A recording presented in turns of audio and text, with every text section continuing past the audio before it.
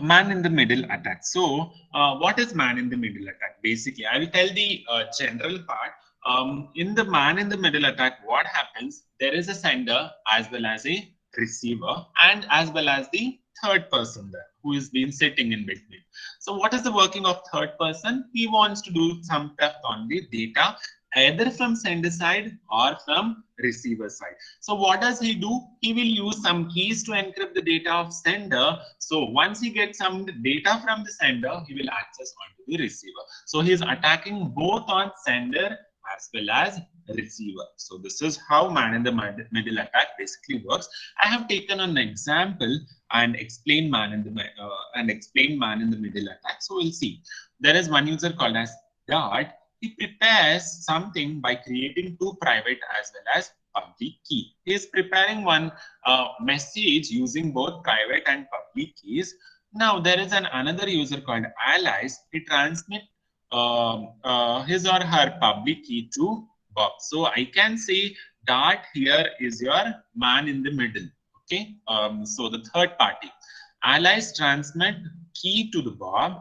Dart intercepts this and transmit his first public key to Bob. So I can say Dart is doing some theft there. So he intermediates between those two, Alice and Bob, and transmits his data. He will stop Alice's data and transmits whose data?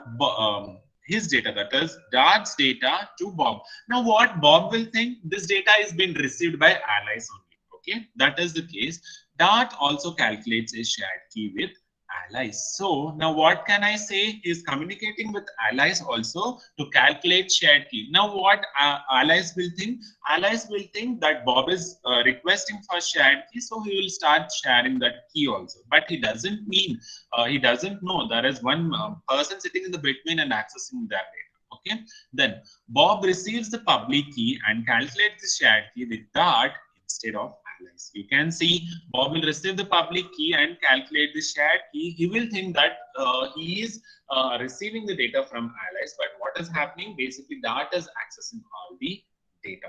Now, finally, what should be done? Bob will directly transmit the public key to Alice. That is, he will think he is sending to Alice, and he will send the public key to Alice, but that public key is received only by Dart, because he is accessing both data, receiver as well as senders. Then what next? What is the next step this Dart can do?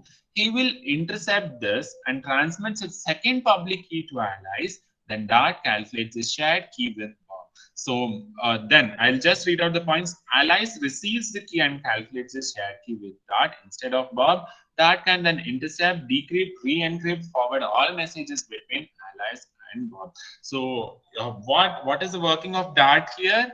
Using both key and generating his own key so that he can encrypt or decrypt the message. What is the assumption Bob as well as Alice will make? Bob as well as Alice will make that they are sharing the data only with each other, because they don't know there is a third person who is sitting in between, who is Dart, who is accessing all the data. So that is a simple concept with respect to man in the middle attack.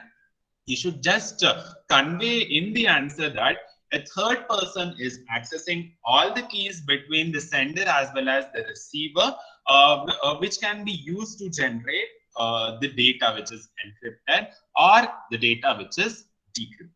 Okay, that was simple about man in the middle attack. So you can see this is the conclusion which I have specified here. Dart can then intercept, decrypt, re-encrypt, forward all messages between Alice as well as Bob. That is, Dart can access all the message which is being forwarded from Alice to Bob or Bob to Alice. So this is one simple concept with respect to your second module, that is man in the middle attack, where you have to just remember how the third person can access both the private as well as public key so that he can access both the sender as well as receiver's data. Okay, that was simple in terms